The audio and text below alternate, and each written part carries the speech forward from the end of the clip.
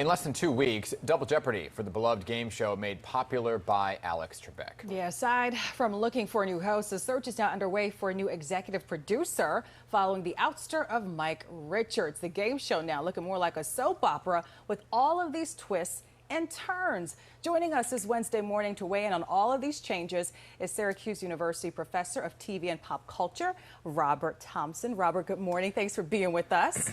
Good morning. Good morning. My goodness. So the last time we had you on, you called it. You predicted Mike was going to be out. He wouldn't last. But the question is, why did it take so long for Sony Pictures to figure that it wasn't going to work?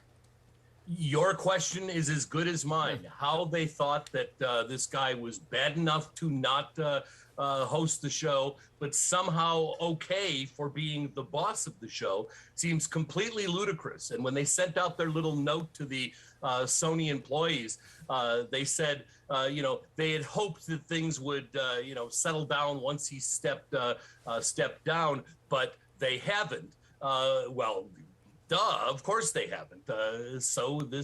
They did what they should have done from the very beginning once they made the decision. Yeah. But it once again makes this thing just look so awkwardly and ham-handedly handled. And I feel bad for Alex Trebek, who poured his whole life into this show, right? And we never had a problem. The show will launch, though, its 38th season on September 13th. So what happens to the episodes that were already taped, right? So because Richards did film a few.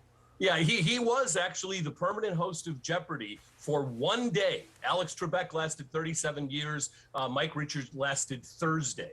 And then the next Friday after that, a couple of weeks ago, he left. So there's 5 episodes in the can. The last report I heard, those were still going to play, which I think they have to. We're in the middle of a very exciting run by somebody who is threatening to take over and break the records. He's in 3rd place now. So I think they have to run them. My guess is what they will do is have some kind of pre-taped apology, comment, something. They're going to have to make some acknowledgement. They can't just drop this guy in the middle of the episodes. But given how badly this has been handled up till now, who knows what they're going to do. Absolutely. So this is a question that Dan actually wondered earlier in the show. Do you think at this point it would be a smart move for producers to just give Mayim Bialik, who is already on the roster to host special shows, a larger role now that Richards is out? Well, that would seem to be the natural. They hired 2 people, and she's one of them. It's almost like she was hired as the vice president of Jeopardy when they hired the 2 of them. However, she's got a few, and they're not to the same extent that Richards has, but she's got a few issues herself with regards to some vaccination hesitancy, not with regard to COVID, but earlier things. She's kind of addressed all of that, but we're going to have to see what they. So I guess the question I have is when you look at this at face value, Ken Jennings was in the running, but then he had some problematic tweets that kind of came back to haunt him, right? And it seemed like they did their due diligence with Ken Jennings. Did they not do the same vetting process with Mike Richards here?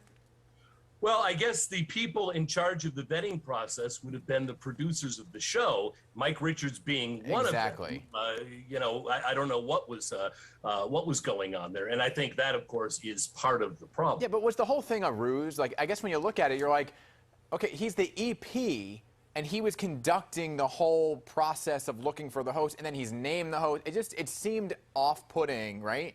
Well, yeah, that's why this was a mess from the very beginning. I did like the idea of, how when someone's spouse dies, you have a period of mourning. You don't remarry immediately. I think there was almost a sense when Alex died that you couldn't just put somebody right into that position. And I think the guest host was a great idea for doing that. But they did make it look like it was an audition. They kept saying it wasn't that, but that's what they made it look like. And then to turn around and give it to the boss, to give it to the insider. However the whole thing went down, that looked really, really bad. That was only step 1 of 1, 2, 3, 4, about 6 bad steps they made in this process. Right. So another big conversation that was had during this casting was LeVar Burton. A lot of people rallied around him wanting to have that spot. At this point, do you think it's a possibility that he could make a comeback here on the show? Well, there's a lot of talk about that. His ratings were some of the lower ratings of all the guest hosts. But if I'm not mistaken, I could be wrong about this. I think they put him on during the Olympics. So that's probably not a good comparison. LeVar Burton at this point looks like he probably would be a good bet. He did a good job. He was fine in the time that he was on the air. But it's hard to tell. And this is a decision they really need to make soon. I think they need to make Jeopardy get off the front pages. This show can do fine. It's a good show. It's not like other stuff on television. Yes, and if they can find somebody without controversy to put in there, they'll have a few weeks, and nobody's going to be happy. And not everybody is going to be happy with whoever they choose. But it'll settle down, and I think this game show could go for decades more if they would simply clean up this mess of their own making. I think they'll be able to find someone without controversy. Is it even possible? You know, I always say, and I'm not saying this because I would love to have the job. I always say, go with a no name. Why do you have to get a name, right? But Ronnie Soul is screaming yes. Why do you have to bring in a name?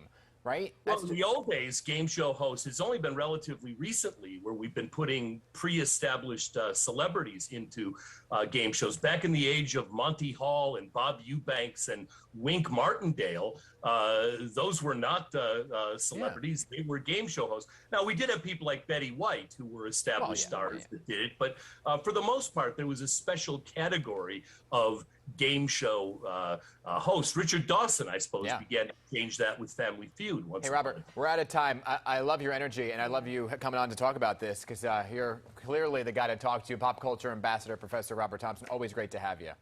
Thanks for having me. Yeah.